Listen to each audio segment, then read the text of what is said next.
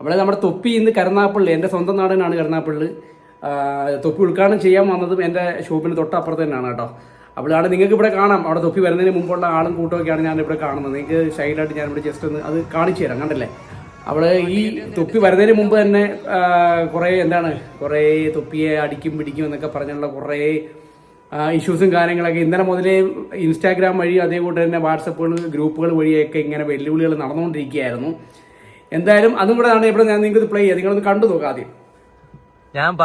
വീണ്ടും ഞാൻ പറയുക, നാളെ ഞായറാഴ്ച, അതായത് മാർച്ച് 10 കൊല്ലം കരുനാഗപ്പള്ളിയിൽ വൈകിട്ട് 4 മണിക്ക് കട ഉദ്ഘാടനം ചെയ്യാൻ അവൻ വരുവാണെങ്കിൽ പൊന്നു മക്കളെ ഇടിക്കുന്നിടി ചില്ലറ ഇടിയല്ല അടിക്കുന്നത്. പിന്നെ അവൻ മുക്കട ബോർഡർ ഇങ്ങോട്ട് ഇറങ്ങിയ പിന്നെ അവൻ ഇവിടുന്ന് തിരിച്ചു പോകണമെന്ന് ഞാൻ തീരുമാനിക്കും. അതിന് എത്ര വലിയ പോലീസുകാർ വന്നെന്ന് പറഞ്ഞാലും, ഇനി എത്ര വലിയ അവന്റെ കൂടെ ബ്ലാക്ക് കണ്ടില്ലേ. അപ്പോള് വെല്ലുവിളി നടന്നു, അതിന് തിരിച്ച് മറുപടി നമ്മുടെ തൊപ്പി പറയുകയും ചെയ്തു. തൊപ്പി പറഞ്ഞു ഞാൻ അവിടെ ഉദ്ഘാടനത്തിന് വരികയും ചെയ്യും, നിന്നെ കൊണ്ട് ചെയ്യാൻ പറ്റുന്നതൊക്കെ ചെയ്യണം എന്നൊക്കെ ഉള്ള തിരിച്ചു പറച്ചിലൊക്കെ തൊപ്പി നടത്തി. അത് നിങ്ങൾക്ക് അവിടുത്തെ പ്ലേ ചെയ്ത് കാണിച്ചു കണ്ടു. മുത്തേ, നീ വധഭീഷണിയാന്ന് മുഴക്കിയിട്ടുള്ള കേട്ടില്ല, നീ പബ്ലിക്കായിട്ട് വധഭീഷണിയാ മുഴക്കിയിട്ടുള്ളേ. ഞാൻ ഇപ്പൊ ഒരു കേസ് കൊടുത്താൽ നീ തീർന്ന്. മുഹമ്മദ് അഫ്സാൽ ഡൊനേറ്റഡ് 10 രൂപ ത്രൂ ഗൂഗിൾ പേ. അവിടെ പോയി അവന്റെ കുണ്ണ അടിച്ചു പൊട്ടിക്കും. കുണ്ണ ചത്തിക്കളി നായന്റെ മോനെ, നിന്റെ കുണ്ണ ചത്തിക്കളി.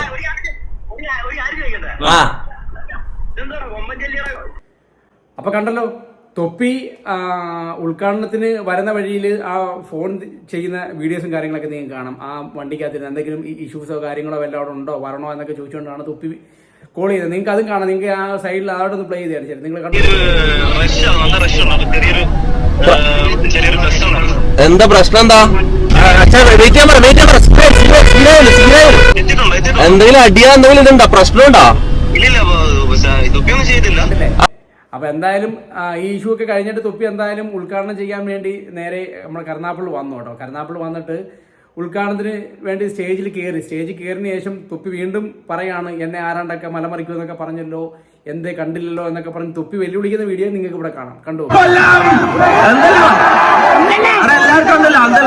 ഞാൻ പറയട്ടെ, നിങ്ങൾ വന്നാ കൈയടിക്കും കാലടിക്കും പരിപാടിയൊക്കെ കഴിഞ്ഞ് മച്ചാമാരെ പിന്നെ ആയിരുന്നു പൊടിപൂരം. പിന്നെ പറയേണ്ടതില്ലല്ലോ, ബിയർ കുപ്പികൾ കൊണ്ട് അങ്ങോട്ടും ഇങ്ങോട്ടും പരസ്പരം ഏറ്. സത്യം പറഞ്ഞാൽ ഞാൻ ഒരു കാര്യം ചോദിക്കട്ടെ, എന്തിനാണ് ഇത്രയും ബുദ്ധിമുട്ടി ഇങ്ങനെയൊക്കെ ഒരു ഷോപ്പ് ഉദ്ഘാടനം ചെയ്യാൻ വേണ്ടി ഇത്രത്തോളം ഈ എന്താണ് കുറെ ആൾക്കാർ നമുക്ക് എല്ലാവർക്കും അറിയാം, തൊപ്പി ഉദ്ഘാടനം ചെയ്യാമെന്ന് പറയുമ്പോഴത്തേക്ക് കുറെ ആൾക്കാർ ഇവരൊന്ന് കാണാമെന്ന് പറഞ്ഞ് വരുന്ന ആൾക്കാർ കുറെ ഉണ്ടാവും. അപ്പം അങ്ങനെ വരുന്നവരുണ്ട്, പിന്നെ ഈ വിഷയം ഉണ്ടാക്കാൻ വേണ്ടി മാത്രം വരുന്ന കുറെ ആൾക്കാരുണ്ടാവും. അപ്പോൾ ഏറ്റവും കൂടുതൽ വരുന്നത് അങ്ങനെയുള്ള ആൾക്കാരൊക്കെ ആയിരിക്കും. തൊപ്പി വരുന്ന പറയുമ്പോൾ ഏറ്റവും കൂടുതൽ വരുന്നത് ചിലപ്പോൾ ഇങ്ങനെ വിഷയം ഉണ്ടാക്കാം, തൊപ്പി വന്നു കഴിഞ്ഞാൽ അവിടെ കേരളത്തിലെന്നൊക്കെ പറഞ്ഞു വരുന്ന ആൾക്കാരായിരിക്കും കൂടുതൽ. ഒന്നും പറയണ വെച്ചാൽ പരസ്പരം അങ്ങോട്ടും ഇങ്ങോട്ടും ബിയർ കുപ്പികൾ വെച്ച് ഏറും. എന്തും വേണ്ടി നിങ്ങൾ കാണാം അവിടെ എന്തും വേണ്ടി കുട്ടികൾ വരെ ഉണ്ട്. അതായത് ഏറ്റവും കൂടുതൽ വന്നെന്ന് പറഞ്ഞാൽ എനിക്ക് തോന്നുന്നു 15 വയസ്സ് താഴെയിട്ടുള്ള പിള്ളേരാണ് ഏറ്റവും കൂടുതൽ ഈ ഒരു തൊപ്പി എന്ന് പറഞ്ഞാൽ ഇയാളെ കാണാൻ വേണ്ടി വന്നത്. വെറും 15 വയസ്സ് താഴെയുള്ള കൊച്ചു പിള്ളേരാണ് ഈ തൊപ്പിയെ കാണാൻ വേണ്ടി വന്നിട്ടുള്ളത്. ആ പിള്ളേർ ദേഹത്തൊക്കെ ഈ ബിയർ കുപ്പിയൊക്കെ വെച്ച് അങ്ങോട്ടും ഇങ്ങോട്ട് കയറിയുന്ന സമയത്ത് ഈ പിള്ളേരെയൊക്കെ ദേഹത്ത് വീഴുള്ള അവസ്ഥ, അല്ലെങ്കിൽ ഇവരുടെ തലയൊക്കെ കൊണ്ട് ഒന്ന് പൊട്ടിയാനുള്ള അവസ്ഥ. എന്തിനാണ് ഇത്രയും ബുദ്ധിമുട്ടി ഇങ്ങനെയുള്ള ആൾക്കാരെ ഉദ്ഘാടനം ചെയ്യാൻ വിളിക്കുന്നതാണ് എനിക്കറിയാൻ വയ്യാത്തത്. ശരിക്കും പറഞ്ഞാൽ വെറുതെ ഒരു ഇഷ്യൂ ഒക്കെ ഉണ്ടാക്കി തൊപ്പിയെ തന്നെ വിളിക്കേണ്ട ആവശ്യമുണ്ടോ? ഇതൊക്കെ സത്യം പറഞ്ഞാൽ കുറച്ച് ക്രൗഡ് ഉണ്ടാക്കുക, കുറച്ച് പ്രശ്നങ്ങൾ ഉണ്ടാക്കുക എന്നൊക്കെ ആലോചിച്ച് മാത്രമൊക്കെ ആയിരിക്കും ഒരു പക്ഷേ ഇങ്ങനെയൊക്കെ. എന്താണ് ഞങ്ങൾ ഇങ്ങനെയൊക്കെ തൊപ്പി കൊണ്ടുവരുമ്പോഴത്തേക്ക് കുറേ ക്രൗഡ് ആവും, പിന്നെ ഞങ്ങളുടെ ഷോപ്പുകളൊക്കെ കുറേ ആൾക്കാരൊക്കെ അറിയും എന്നൊക്കെ വിചാരിച്ചിട്ടായിരിക്കും. പക്ഷെ അതിനെക്കാട്ടി ഉപരി നിങ്ങൾ മനസ്സിലാക്കേണ്ട ഒരു കാര്യമുണ്ട്, ഈ എന്താണ് കുറേ ആൾക്കാർ അറിയുമെന്നുള്ളതിന് ഉപരി നമുക്ക് ഏറ്റവും കൂടുതൽ ഉണ്ടാകുന്ന പേരുദോഷമായിരിക്കും. അത് നിങ്ങൾ മനസ്സിലാക്കി വെച്ചോ കേട്ടോ. ഇത് കൊണ്ടുവരുന്ന ആൾക്കാരുടെ അടുത്താണ് നമ്മൾ ഈ പറയുന്നത് കേട്ടോ. ഒരാവശ്യമില്ലാത്ത പരിപാടിയല്ലായിരുന്നു. പിന്നെ ഞാൻ അവിടെ കണ്ടെന്നറിയും, ഞാൻ കണ്ടുകൊണ്ടിരിക്കുകയാണ്. എൻ്റെ ഷോപ്പും കരുനാഗപ്പള്ളി തന്നെയാണ്, മാർക്കറ്റ് റോഡിൽ തന്നെയാണ്. അപ്പോൾ അവിടെ നിന്ന് ഞാൻ നോക്കിയപ്പോഴത്തേക്ക് പോലീസുകാർ കിടന്ന് പരക്കം പായാണ്, വണ്ടിക്കകത്ത് അങ്ങോട്ട് പോകുന്നത്. എന്നിട്ട് കുറേ ആൾക്കാരെ കയറ്റിക്കൊണ്ട് സ്റ്റേഷനിലോട്ട് പോകുന്നത്. കുറച്ച് കഴിഞ്ഞിട്ട് വീണ്ടും മാണമിട്ടനോട്ടാണ് പോലീസുകാർ അങ്ങോട്ട് പോകുന്നത്. എന്നിട്ട് അവിടെ നിന്ന് ആൾക്കാരെയും കയറ്റിക്കൊണ്ട് പോവുകയാണ്.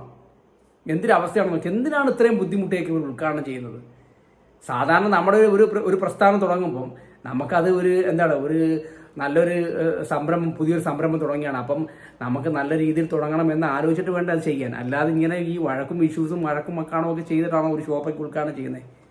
ഭയങ്കര സത്യം പറഞ്ഞാൽ എൻ്റെ കടയുടെ ഷോപ്പിന് മുമ്പിൽ കൂടെ പോകുന്ന പിള്ളേർ ഒക്കെ ഉണ്ടല്ലോ, പോലീസുകാർ വന്നിട്ട് അങ്ങോട്ടും ഇങ്ങോട്ടും പറക്കം പറഞ്ഞ് ഓരോ ആൾക്കാർ ഓടുകയാണ്. കാര്യം കൈ കിട്ടുന്നവരെല്ലാം പോലീസുകാർ പിടിച്ചോണ്ട് പോവുക. പിന്നെന്താ ചെയ്യുക? എന്തൊരവസ്ഥയാണെന്ന് നോക്കിയാൽ. നമ്മുടെ നാട് എത്രയൊക്കെ പുരോഗമിച്ചെന്ന് പറഞ്ഞാലും ചില സന്ദർഭങ്ങളൊക്കെ ചില കാര്യങ്ങളൊക്കെ കാണുമ്പം നമ്മളതിനെ ആലോചിച്ച് പോകും, എന്തൊരവസ്ഥയാണെന്നുള്ളത്.